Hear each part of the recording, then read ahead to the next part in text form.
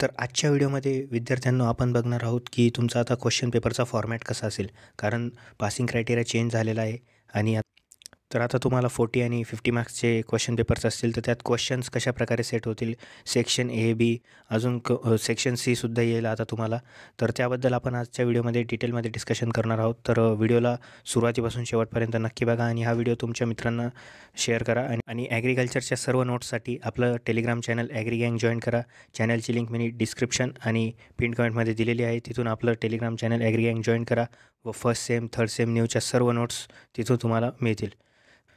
तर नवीन question पेपर्सचा format दाखवण्यापूर्वी तुम्हाला एकदा मी जुन्या क्वेश्चन पेपर्सचे फॉर्मॅट इथे दाखवून देतो. स्क्रीनवर तुम्ही बघू शकता. पूर्वी 80 मार्क्सचे आणि 40 मार्क्सचे क्वेश्चन्स पेपर्स असायचे. 2+चा कोर्स असला तर 80 मार्क्स आणि 1+चा कोर्स असला तर 40 मार्क्सचा एक सेमिस्टर एंडचा क्वेश्चन पेपर असायचा. तर त्यात सेक्शन एला 10 क्वेश्चन्स असायचे. त्या 10 क्वेश्चन्सपैकी तुम्हाला 8 सोडवावे लागायचे आणि सेक्शन बीला तुम्हाला क्वेश्चन नंबर 11 आणि क्वेश्चन नंबर 12 असायचे. तर यात 8 मार्क्स असायचे जर 40 मार्क्सचा पेपर असेल तर. आणि वरचे जे 10 क्वेश्चन होते त्यापैकी 8 सोडवायचे आणि त्यात तुम्हाला 32 मार्क्स होते. तर हे होतं 40 मार्क्सच्या पेपरसाठी.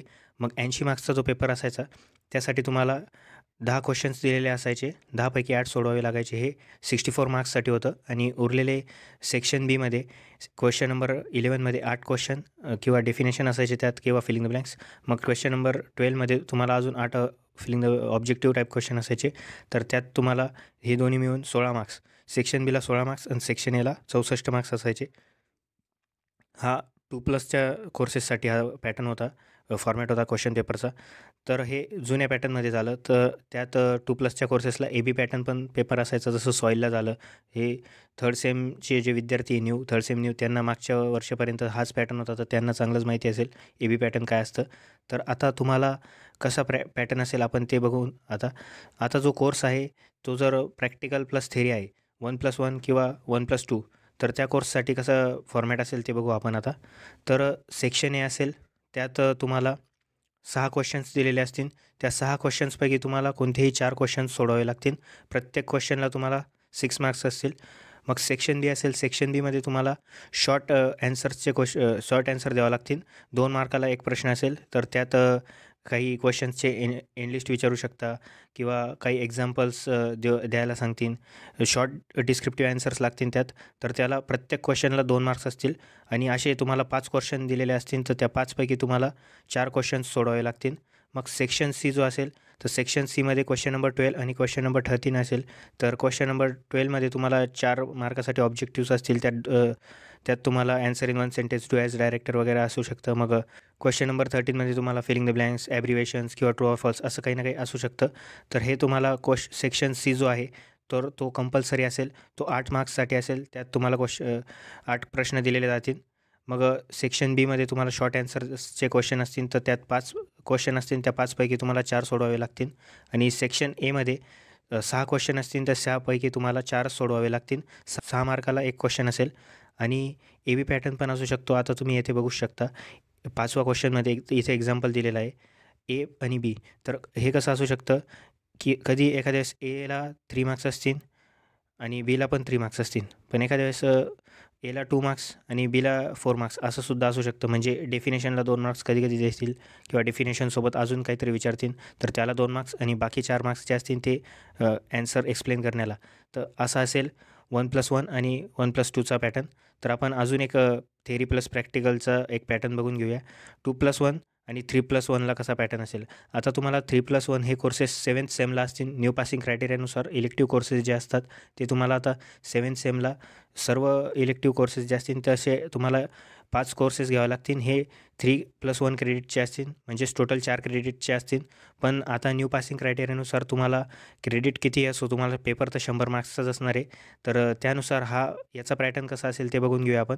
मग यात तुम्हाला सेम टू सेम असेल वरच्यासारखंच, फक्त थोडंसं ए बी पॅटर्नमध्ये जास्त फरक येऊ शकतो. आता इथे बघू शकता तुम्ही 4थ्या क्वेश्चनपासून ए बी पॅटर्न आहे. वरती फक्त 5व्या क्वेश्चनपासून ए बी पॅटर्न होता. तर येथे ए बी पॅटर्नचे क्वेश्चन्स वाढू शकता. आणि ह्यात बी सेम आहे. 6 मार्क्सला एक क्वेश्चन असेल. 6 पैकी 4 क्वेश्चन सोडवावे लागतील. आणि ए बी पॅटर्नचे क्वेश्चन असतील तर ते तर तुम्हाला सांगितलंच मी. मग सेक्शन बी पण सेम आहे. सेक्शन बीमध्ये तुम्हाला 5 क्वेश्चन दिलेले असतील. त्या 5पैकी तुम्हाला 4 सोडवायचे. प्रत्येक क्वेश्चनला तुम्हाला 2 मार्क्स असेल. मग सेक्शन सीमध्ये हा कंपल्सरी असेल. सेक्शन सीमध्ये तुम्हाला एखाद्या वेळेस जास्त ऑब्जेक्टिव्ह दिले जातील. जसं की अर्ध्या मार्काला एक ऑब्जेक्टिव्ह असेल तर मग तुम्हाला सपोज क्वेश्चन 13मध्ये 8 ऑब्जेक्टिव्ह दिले तर अर्ध्या मार्काला एक ऑब्जेक्टिव्ह असू शकतो किंवा 4 मार्कालाच ऑब्जेक्टिव्ह असतील. प्रत्येक ऑब्जेक्टिव्हला 1 मार्क्स. हे सेक्शन सी जे असेल ते कंपल्सरी असेल तुम्हाला.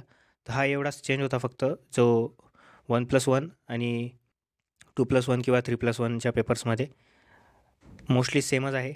अजून महत्त्वाची गोष्ट म्हणजे की जे थर्ड सेमचे विद्यार्थी आहेत सेकंड इयरचे, तर ते विचारत आहेत की आता त्यांचे जे फर्स्ट सेम आणि सेकंड सेमला बॅकलॉग लागलेले आहेत, तर ते क्वेश्चन पेपर्स तर ते जुन्या पासिंग क्रायटेरियानुसार असायचे आणि मग आता त्यांचे जे बॅकलॉगचे पेपर्स असतील तर ते कशाप्रकारे होतील. तर त्या विद्यार्थ्यांसाठी त्यांचं जे बॅकलॉग आहेत फर्स्ट आणि सेकंड सेमचे, तर ते पेपर्स जुन्या पासिंग क्रायटेरियानुसार झाले तर त्यांचे बॅकलॉगचे पेपर्ससुद्धा जुन्या पासिंग क्रायटेरियानुसारच होतील. नवीन पासिंग क्रायटेरिया हा तुमच्या थर्ड सेमपासून लागू होईल आणि तेथून पुढे तुमची डिग्री होतो हा क्रायटेरिया असेल. पण जे तुमचे फर्स्ट आणि सेकंड सेमचे जे बॅकलॉग किंवा रेग्युलरचे कोर्सेस होते त्यांना हा जुना क्रायटेरियाच लागू राहणार आहे. आणि फर्स्ट सेम आता जी नवीन बॅच आलेली आहे यांना फर्स्ट सेमपासून तर डिग्रीच्या अखेरपर्यंत हा क्रायटेरिया लागू राहणार आहे आणि इथून पुढे ज्या पण बॅच येतील तर त्यांना हाच क्रायटेरिया लागू होणार आहे. जे 6th डीन्स कमिटीच्या सिलेबसमध्ये आहेत त्यांना. 5th डीन्स कमिटीवाल्यांना हा क्रायटेरिया लागू नाही होणार.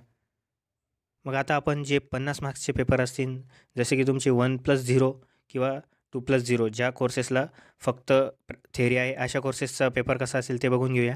तर तुम्हाला एक मेन गोष्ट सांगतो, तुम्हाला पेपरला 40 मार्क्सचा जो पेपर असेल त्याला 2 तासच टाईम दिले जाईल. 2 तास तुम्हाला या पेपरला सोडवायसाठी देण्यात येईल.